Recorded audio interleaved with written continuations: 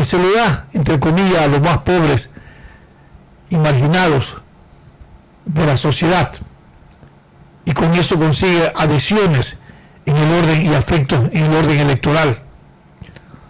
Pero cuando se termina el dinero, no hay populismo que también resista a este embate,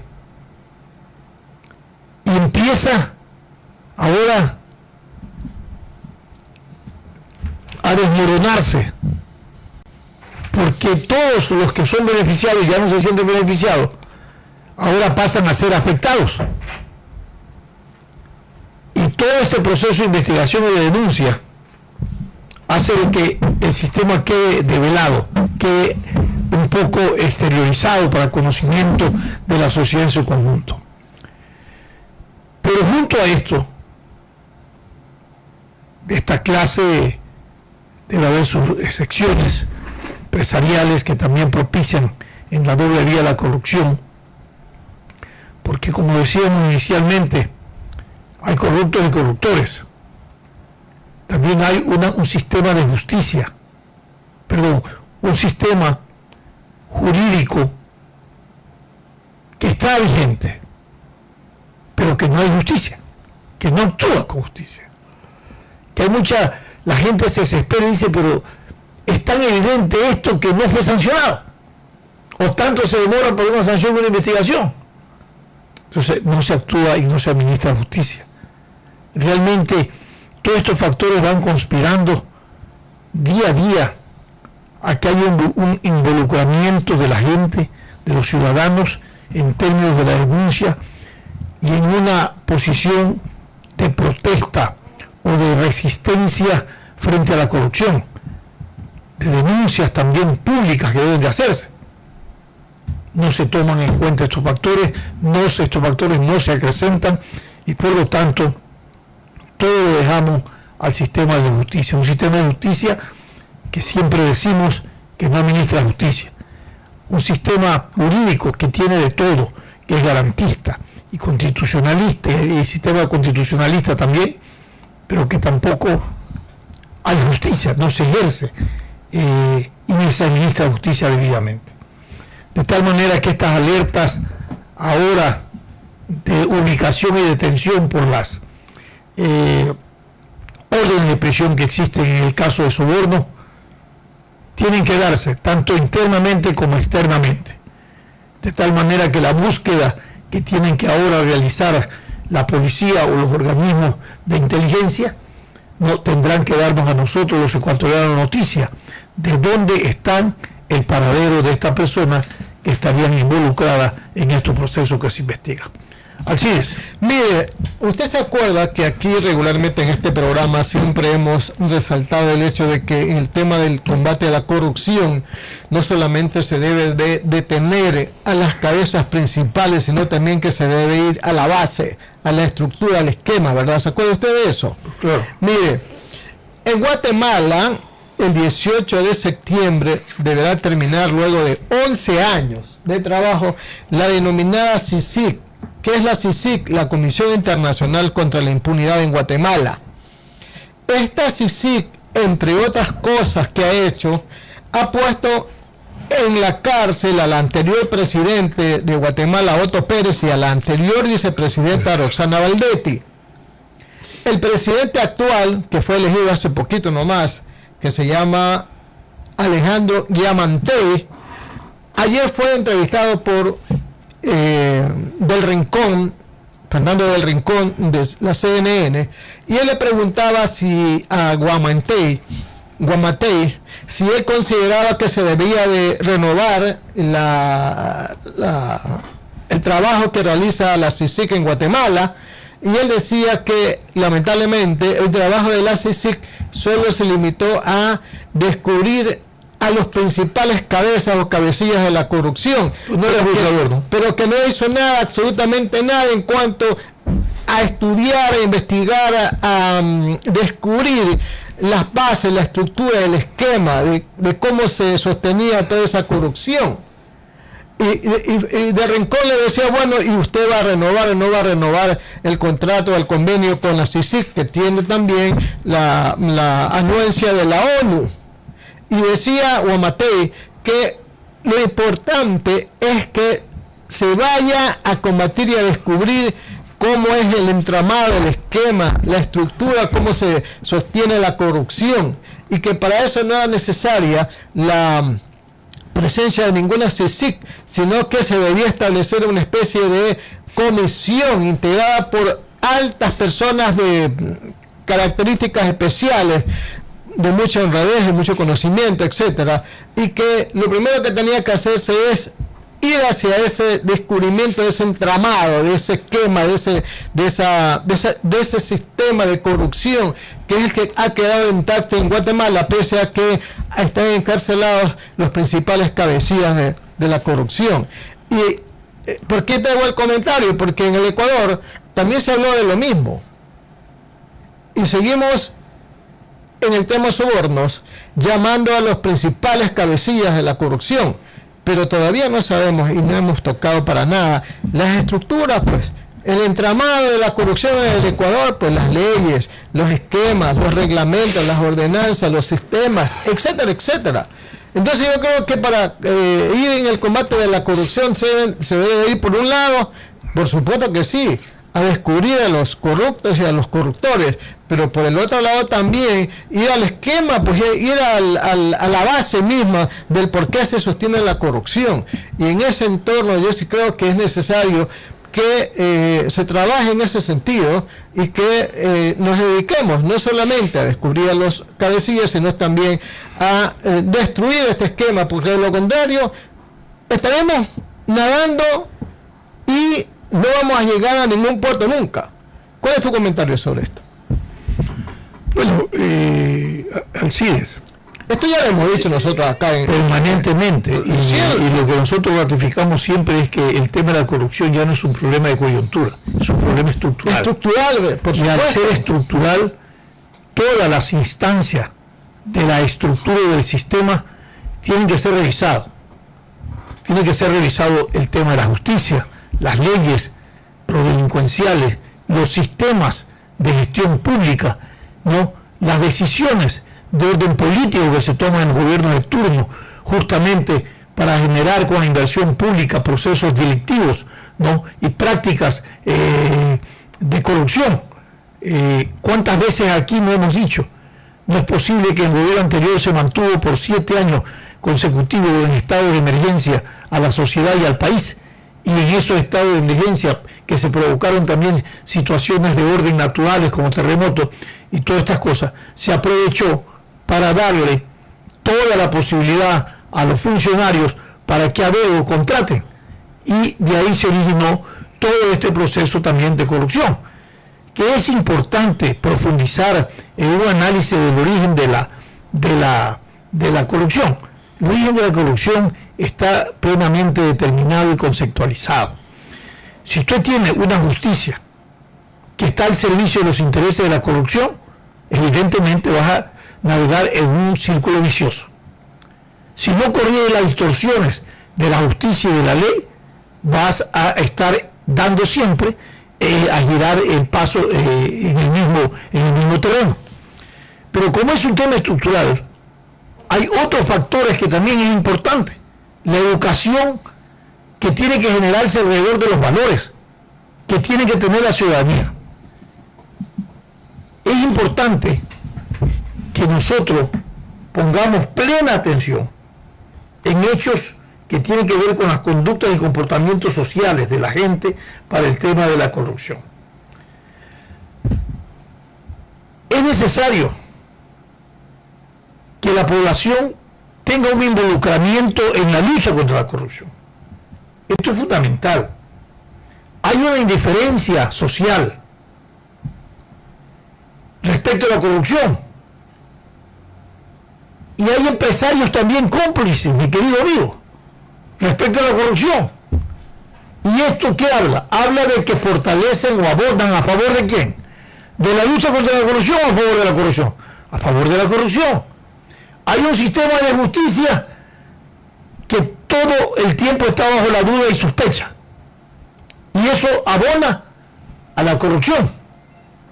Hay una estructura a nivel del poder de la gestión pública que abona, dudosa, que abona a que, o que se estimula a la corrupción. Todos estos procesos, señores, hay que corregirlos. Y junto a esto, las características de los gobernantes y del poder, el populismo, pasando de esta democracia liberal a un populismo, realmente hace un laboratorio para desde ahí, con dinero público de los ciudadanos, emprender en un reparto de recursos a los sectores más pobres y desposeídos, distrayéndolos de lo fundamental, de construir sujetos productivos y sociales que vayan en el fortalecimiento de la estructura de la sociedad. Por lo contrario, las dádivas se convierten en favores electorales y también estas dádivas no permiten el involucramiento de la sociedad, de los ciudadanos en estos procesos de corrupción. Por lo tanto, es importante siempre estar a la expectativa. La CICIG, 10 o 11 años después, tenía una característica totalmente diferente a lo que se ha formado acá. Y es tan diferente que lo de aquí es una comisión de apoyo a la lucha contra la corrupción, pero no juzgan, no son vinculantes tampoco sus informes, y recomiendan. De tal manera que sí hay que. Pero yo voy a decir algo muy importante, mi querido Alcide. No ha sido la CICIG, no ha sido la comisión que se han formado con asesoría internacional los que han puesto el dedo en la llaga sobre la corrupción aquí. No, es la ha sido periodismo investigativo. Ha sido periodismo investigativo. Claro, de tal manera que más allá de que sea necesario o innecesario, señores, yo creo que eso es la práctica de involucramiento que debe tener la sociedad civil en la lucha contra la corrupción. Y esto es lo que nos ha dado resultados, y es lo que nos está dando resultados, y hay que seguir en la misma línea. Decía el doctor Byron López Castillo el día viernes que analizamos los 40 años de democracia, que se necesita una ciudadanía mucho más madura, participativa, que sea más allá del voto. Es decir, no basta con dar el voto, sino hacer un control, un seguimiento, y la Constitución, las leyes nos dan precisamente algunas herramientas para hacer ese proceso de veeduría, de observación, y las universidades, las entidades, las organizaciones sociales deberían estar sumadas en esa gran cruzada. Bueno, nos vamos a una pausa comercial cuando son las 6 de la mañana con 54 minutos, pero antes les recordamos que la ampliación de carriles que se hará en la vía a la costa y el ingreso de la avenida del Bombero son parte del camino de innovación de la ATM y la alcaldía de Guayaquil. Sigamos recorriendo juntos el camino de la innovación. Este es un programa de opinión, categoría O, apto para todo público. El siguiente es un espacio publicitario apto para todo público. Te contamos que EMAPAC y la Alcaldía de Guayaquil trabajan planificadamente en la ejecución de obras para la prevención de inundaciones en los sectores más vulnerables de la ciudad. Estamos construyendo las estructuras de drenaje pluvial que darán continuidad al sistema de alivio de aguas lluvias en la avenida Juan Tancamarengo, beneficiando a 132,000 habitantes de Mapasingue, Marta de Roldós, Lotización Señora de Pareja y sectores aledaños. Además, dentro del programa de prevención de inundaciones, se está licitando la construcción del nuevo sistema de drenaje pluvial en la intersección de la avenida Casuarina con la vía perimetral. EMAPAC trabaja por un Guayaquil saludable, inclusivo y sustentable, en coordinación con la alcaldía y supervisando a Interagua. En solo 5 minutos puedes obtener el sticker que te permite utilizar los parqueos exclusivos para personas con discapacidad físico-motriz en las oficinas de la ATM, ubicadas en el registro civil de la Marta de Roldós, llevando copia de cédula, copia del carnet de discapacidad, copia de la matrícula del vehículo, certificado médico otorgado gratuitamente por Asoplégica. Puedes llevar tu carro en persona o puede hacerlo un familiar en el mismo lugar. Personal de la ATM colocará los stickers. Estamos trabajando para hacer espacios más inclusivos. ATM, todo por Guayaquil, en coordinación con la alcaldía. Imagina una ciudad con conductores responsables, donde en una luz roja, un taxista te contará los detalles del último clásico del astillero, mejor que cualquier red social. Una ciudad donde su gente conduce concentrada, porque quiere llegar segura a casa por una recarga de abrazos. Una ciudad donde el peatón disfruta su caminata sin ver a una pantalla, porque entiende que preservar la vida es más importante que cuidar sus megas. No lo imagines más. Esta ciudad se llama Guayaquil. Esta ciudad interactúa, comparte y lo mejor está en su gente. Guayaquil, mira al frente. El derecho al agua y alcantarillado es un hecho con EMAPAC y la Alcaldía de Guayaquil. Gracias a ustedes han logrado que el sueño de Valle de la Flor, Paraíso de la Flor y de San Francisco sea una realidad el día de hoy. Así se trabaja cuando se quiere hacer bien. La Alcaldía, en conjunto con EMAPAC y el Gobierno Nacional, firmaron el financiamiento para la construcción de un nuevo sistema de alcantarillado sanitario para beneficiar a más de 200.000 habitantes. Y es de mucho beneficio porque ya nuestros niños, nuestros adultos, ancianos, ya no caminarán más donde había olor fétrido, calles lodosas. Ya tendremos un paraíso mejor, cambiado, transformado. EMAPAC, trabajando por un Guayaquil que sueña en grande, en coordinación con la Alcaldía de Guayaquil. En agosto, con tu carro revisado, todos estamos más seguros. Este mes la revisión técnica es para los vehículos con placas terminadas en dígito 7. Saca tu turno ingresando a www.atm.go.es para elegir el día y la hora más cómodos para ti. Recuerda que en los primeros días del mes recibes descuento en tu tasa de revisión del 10, 15 y hasta 20%. Trabajamos para hacer las vías más seguras. ATM, todo por Guayaquil, en coordinación con la Alcaldía. Imagina una ciudad cálida, donde las familias comparten sus historias y sus mejores momentos sin necesidad de filtros. Una ciudad donde padres e hijos tienen una conexión más efectiva que los cables y las antenas. Una ciudad donde los enamorados comprenden que la señal más fuerte es una mirada sincera. No lo imagines más. Esta ciudad se llama Guayaquil. Esta ciudad interactúa, comparte y lo mejor está en su gente. Guayaquil, mira al frente. Radio Atalaya es opinión política, porque tenemos las voces más reconocidas en el análisis noticioso y político del país. Síguenos por Atalaya, credibilidad y pluralismo democrático en la información.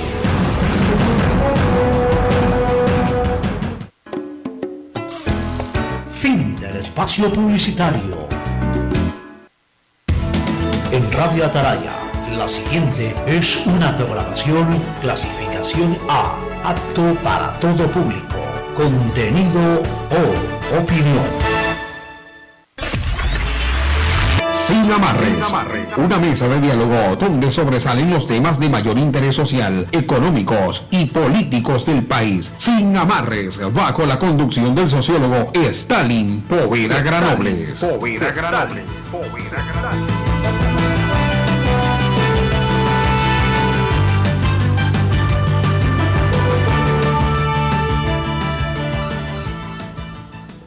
6 de la mañana con 59 minutos. Gracias por continuar en compañía de Sin Amarres. Y para los amantes del fútbol les tenemos buenas noticias. Boca Juniors versus Liga de Quito este miércoles, por supuesto, por Radio Atalaya. Desde las 17 horas con 15 minutos estaremos desde la Casa Blanca. No se pierda Copa Libertadores por Atalaya este miércoles. Y también a las 19 horas 30 el Nacional versus Barcelona por Copa Ecuador. Vívalo, por supuesto, por los 680 kilohertz de Atalaya, una potencia en radio. Bueno, continuamos con nuestra agenda y en este momento, aquí en Sin Amarres, damos la bienvenida al abogado Marcos Miranda. Él es analista político y columnista de Diario El Universo. Le damos la bienvenida a Marcos y queremos abordar con usted algunas visiones y generar algunos preceptos sobre cómo y de qué manera percibimos este proceso de reinstitucionalización que hay en el país, pero antes un poco poner algunos indicadores que nos puedan permitir entender en qué momento nos desinstitucionalizamos y qué causas la originaron para luego entrar en un proceso de reestructuración institucional, porque es importante que esta transición, ¿no?, tenga una relación histórico-lógico para no olvidar por qué ocurrieron este proceso y cómo ocurre ahora este nuevo proceso. Buenos días y bienvenidos. Bueno, buenos días, muchas gracias por la invitación, un gusto estar con ustedes. Yo pienso que tenemos que tratar de ver un poco la historia corta o tal vez la historia reciente. Y Y a mí me llama la atención que hayan tantas personas que consideran que en el periodo de Rafael Correa en la presidencia de la República se volvió a institucionalizar el país, volvimos a tener instituciones de cierta forma sólidas. Son algunos de los argumentos de los que se escucha debido a la inestabilidad política que el Ecuador venía atravesando desde el año 96. Fueron 10 años de inestabilidad, 10 años de 9 presidentes, entonces era una cuestión bastante difícil, ¿no? Pero nos damos cuenta que todo esto de aquí, o toda esta supuesta solidez de las instituciones, fue toda una solidez corrupta, fue una solidez que tenía escondido bajo la mesa lo que realmente estaba haciendo, y fue una mala reinstitucionalización, porque así se lo llamó de esa forma, del Estado. Entonces, y tuvimos un periodo de 10 años malos, de que se crearon organizaciones, instituciones, estructuras, funcionarios, durante 10 años, con un proceso malo, con un proceso que no tenía controles respectivos, con procesos que no eran transparentes. Y ahora el gran reto, ¿cómo volvemos justamente a empezar a tener mejores instituciones, mejores funcionarios? Sí, pero sería interesante en este análisis que tú haces, un poco preguntarse cómo lo logró el expresidente Rafael Correa generar esta reinstitucionalización, entre comillas, con todas estas inconformidades que hoy son evidentes.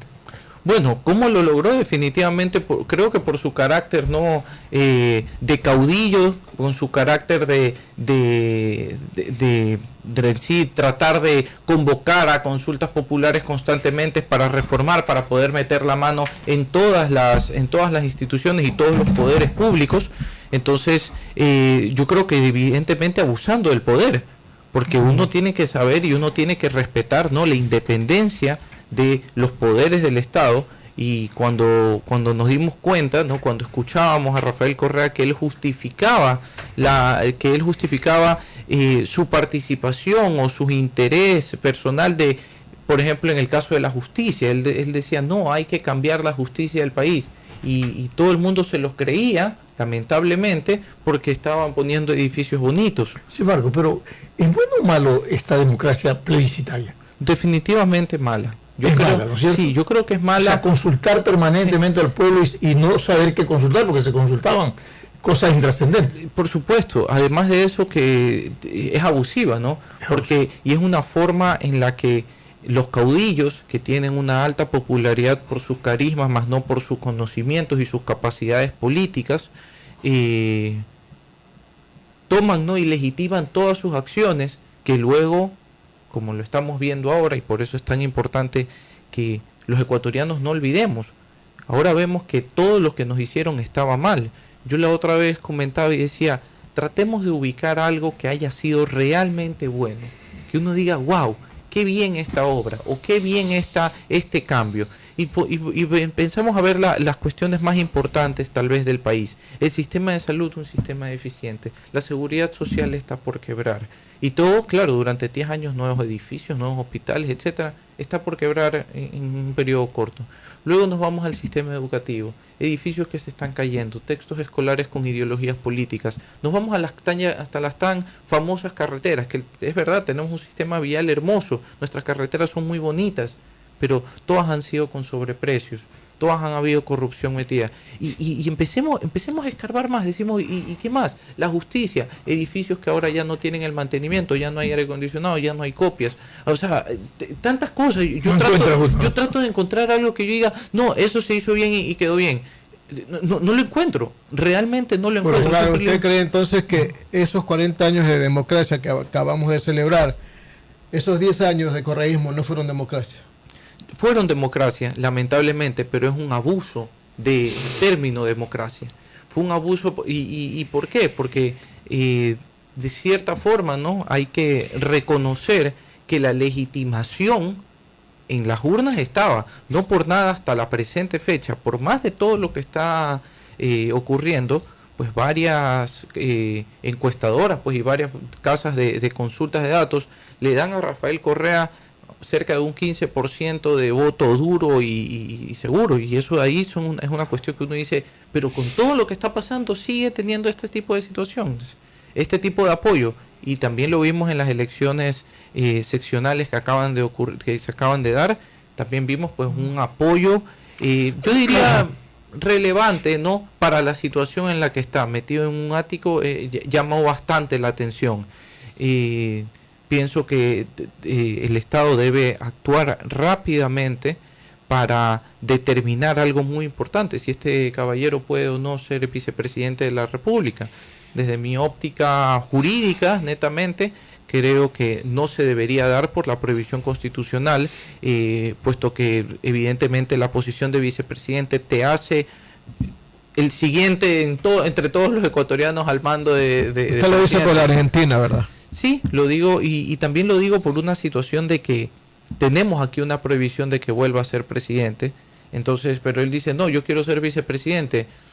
No me sorprendería que algo le pase al presidente, esa es la verdad. O sea, ya de uno hay que empezarlo a pensar, y si algo le pasa al presidente, porque hay que ser realistas. Los temas que él está acusado y que tiene previsiones de boletes de captura y todo eso, no un poco lo detiene a que debería, ¿no? Yo creo que nadie debería ser tan sinvergüenza en tener una situación pues de esas naturalezas y aspirar a un cargo tan importante. Además de eso, de que en cualquier momento, si esos juicios llegan a buenos términos, en el sentido de que avanzan procesalmente y se puede demostrar la existencia y las responsabilidades respectivas, eso ya lo tendrá que determinar la Fiscalía, tendremos que evidentemente ver una censura de los derechos políticos del expresidente. Ahora, Marcos, los males de la democracia se curan con más democracia.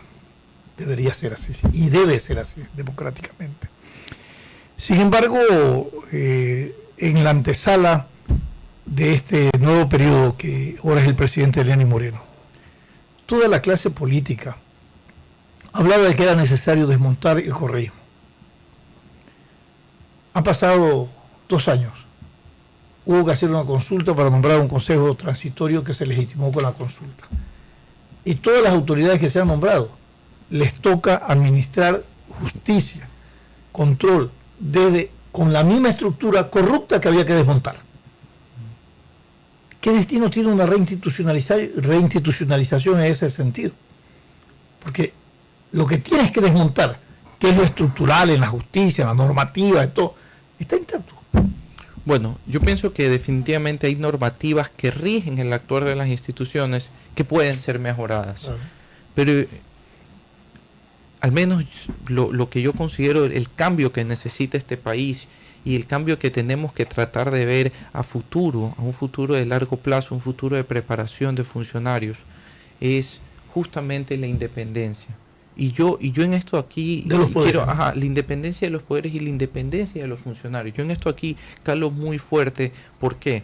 Porque la formación que deben de tener y el criterio que debe tener pues las autoridades de control, las autoridades en nuestro país, tiene que ser un criterio contramayoritario.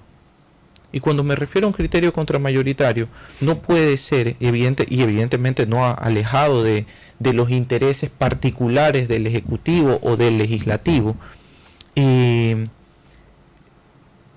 Los funcionarios públicos en altos cargos tienen que saber tomar decisiones apegadas a derecho.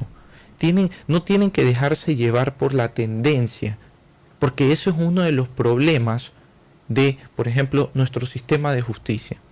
Cuando nosotros vemos el sistema de justicia y vemos que, claro, muchos de los jueces recibían órdenes del presidente, entonces tú dices, bueno, recibe orden del presidente, ¿qué debe hacer este funcionario? Hay funcionarios que no tienen la preparación, porque eso es una cuestión de aprender, si es que no lo aprendiste en casa, ¿ya? De saber de que tú tomas tus propias decisiones y tienes que velar por eso y saberlas respetar y saber decidir en base a derecho.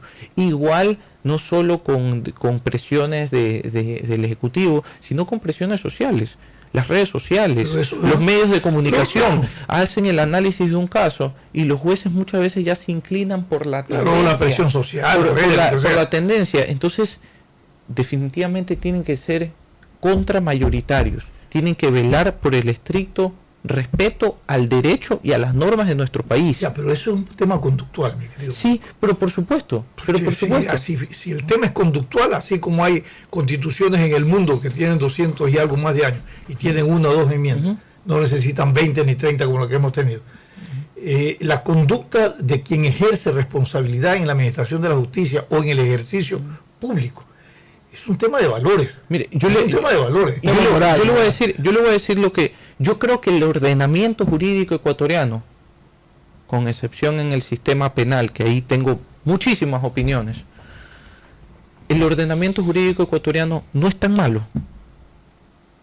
Es moderno en varios aspectos, y aspectos importantes. Es moderno para la sociedad del día de hoy. No es tan malo. Adecuado para desarrollar. ¿Cuál es el problema entonces? ¿Cuál es el problema? Yo estoy convencido en los funcionarios.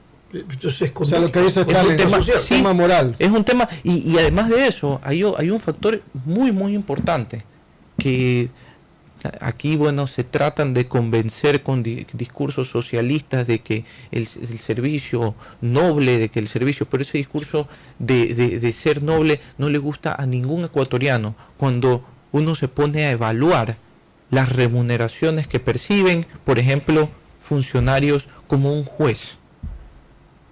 Mucho se discute desde parte de la academia si un juez debería percibir una remuneración mayor. Y claro, ahí obviamente entra la discusión, estamos incrementando el gasto público, las remuneraciones en el sector público son muy altas en comparación con el privado y por eso pues se dio tal vez lo que ocurrieron en los últimos 10 años. Pero tratemos de ver cómo conseguimos que buenas personas estén en el servicio público. Pero mira, hay un asunto que cala justo lo que estamos analizando. Hay una comisión evaluadora de los jueces, ¿verdad? Hay una propuesta para que jueces revelen sus cuentas. Los jueces dicen no, porque la ley no lo permite o quien está pidiendo no tiene esa potestad. Entonces ahí vamos al tema de la moral. Pues si yo no tengo ningún inconveniente en abrir mis cuentas, la abro pues. ¿Y por qué no la abren? Por el tema moral. Así es. Yo en el artículo del mes pasado en El Universo demostré un poco los datos de una investigación en curso y fui avanzando con los datos de una investigación en curso. Y justamente el tema es sobre el control y las sanciones que se imponen a los jueces. Y al menos los datos que hasta el momento tengo de la provincia de Pichincha, está pues bastante de nuestra actividad jurídica del país. En los últimos 3 años se han destituido, si mal no recuerdo, a 3 o 4 jueces.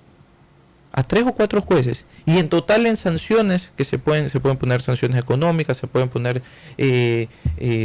sanciones que le quitan, ¿no?, la remuneración por un periodo de tiempo, etcétera, etcétera. Nos damos cuenta que en nuestro país, en los últimos 3 años se han impuesto en Pichincha, si mal no recuerdo, como unas 20 sanciones. 20 sanciones. ¿Y eso qué nos hace decir? ¿Qué nos hace ver? Evidentemente, por ejemplo, en Perú o Colombia, superan las miles, pues. Superan las miles de sanciones a los jueces y a los magistrados. Entonces, ¿qué es lo que está pasando? Nuestro marco jurídico dentro del Consejo de la Judicatura definitivamente tiene procesos, sanciones, controles que se le deben dar a los jueces, pero la práctica de los últimos 10 años fue no los sanciones porque son amigos. Entonces no saben todavía utilizar la norma para investigar y sancionar y destituir como debería ser. A mí me llama muchísimo la atención que en nuestro país, que en la provincia de Pichincha en los últimos 3 años se haya destituido únicamente a 3 jueces. Deberían ser entonces unas lumbreras. Veamos de este proceso de reinstitucionalización. Consejo de Participación Ciudadana. Bueno, está en la 5ª función de transparencia y control social. En la 5ª función, no es el 5º poder, como dice la gente. Así es. Y el planteamiento es que debe desaparecer. Ya están enjuiciados sus miembros, van a ir a ser nombrados los que son reemplazos, los suplentes. El planteamiento es que debe desaparecer, y otro planteamiento es que a través de una reforma se delimiten o se disminuyan las responsabilidades del Consejo de Participación Ciudadana. ¿Cuál es su visión respecto a este tema?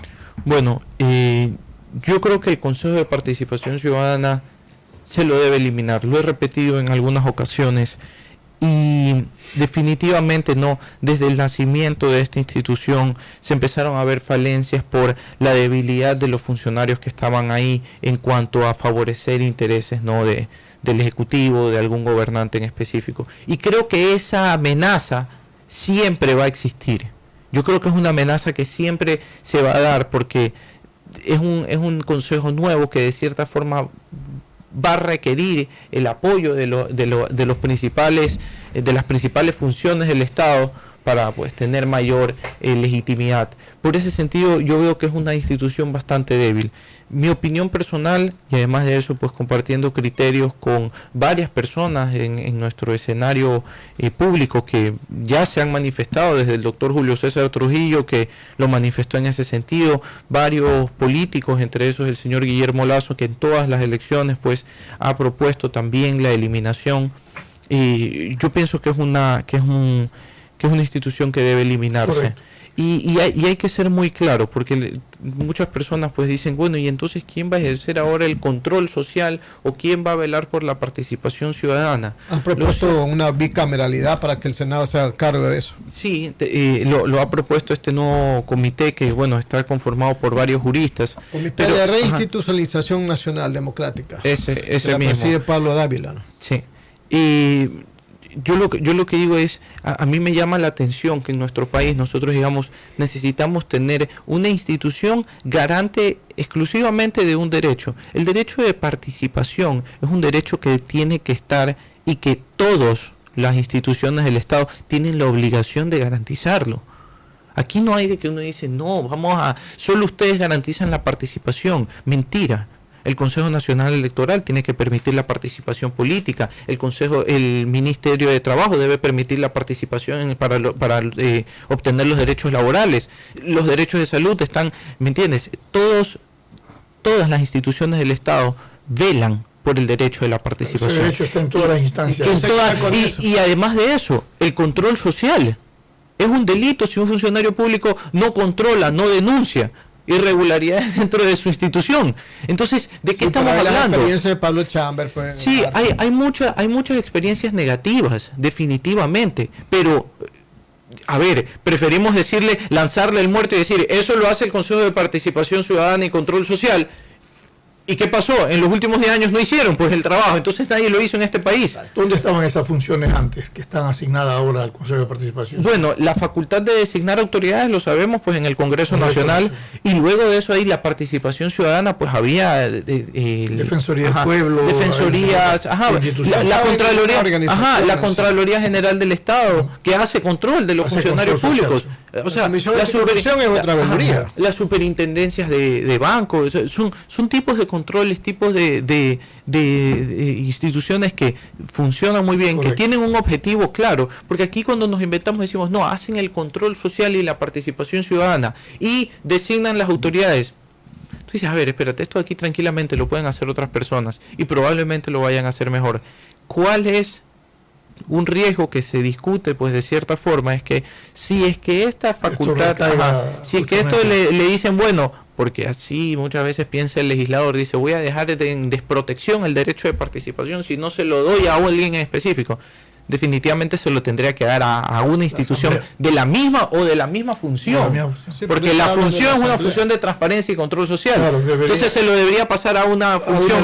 Entonces tú dices, vamos a pasárselo a otra institución dentro de la función, y otra institución es defensoría, o otra es contraloría. Y ahí, bueno, se corre el riesgo de que, bueno, no habría independencia, porque claro, habría tal vez un conflicto de que yo velo también por la participación y yo estoy también ejerciendo mis otras actividades o mis otros objetivos como tal. Pero yo pienso que eso ahí es algo que nuestro ordenamiento tiene que saber decirles, señores, es como tanto así el derecho de participación es igual el derecho a la no discriminación.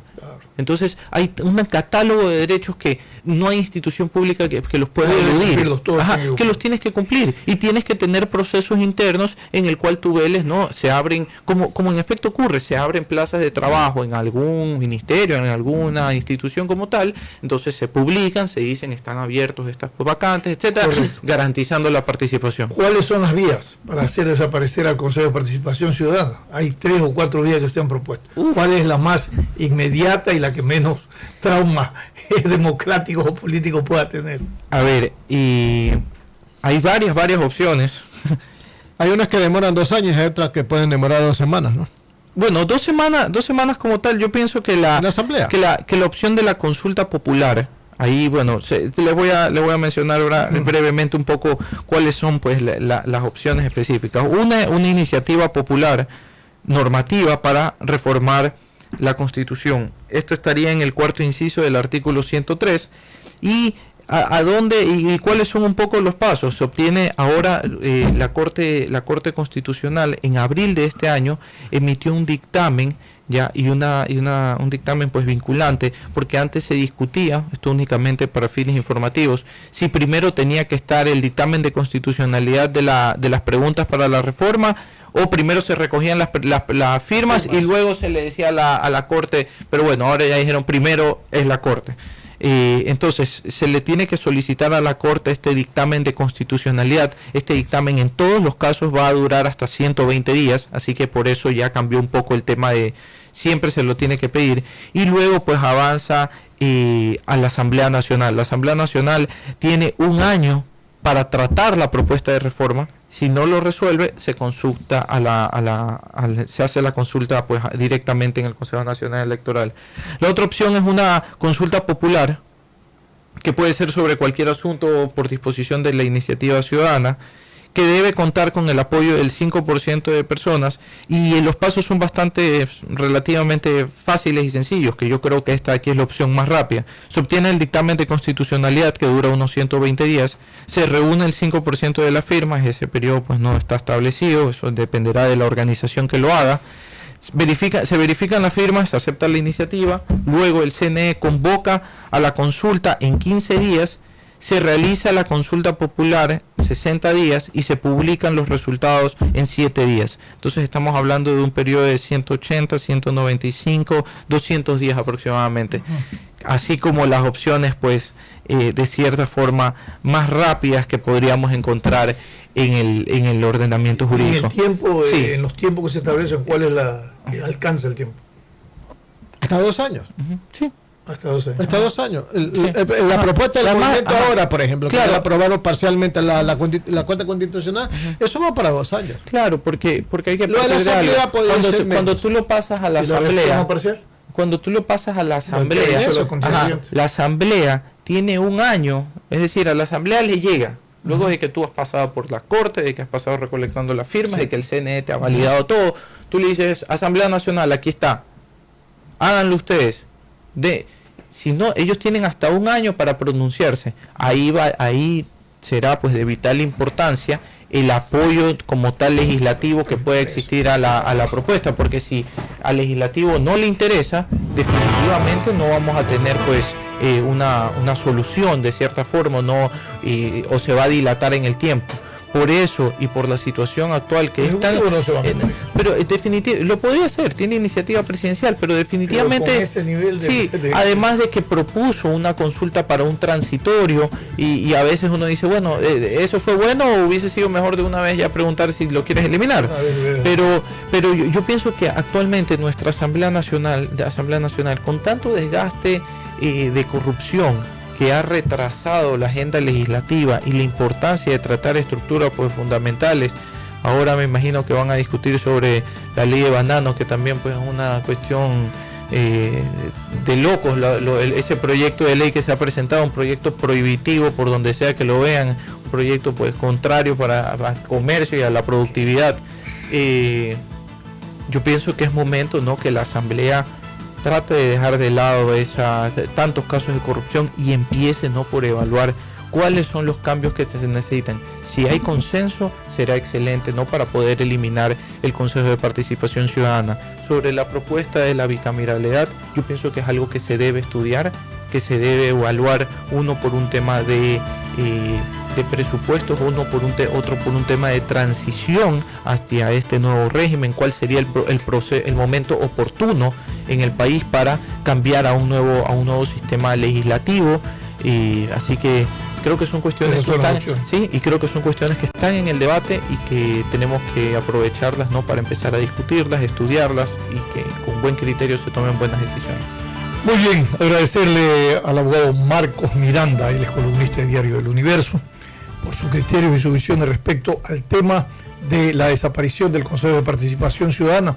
Hay algunos planteamientos, ha habido un análisis bastante interesante de cómo debe de procederse, que queda a consideración de ustedes. Gracias por haber estado con nosotros, gracias, abogado, por vuestra participación. Lo que continúa en nuestra programación habitual es Fernando Aguayo en vivo. Sin amarres, una mesa de diálogo donde sobresalen los temas de mayor interés social, económicos y políticos del país. Sin amarres, bajo la conducción del sociólogo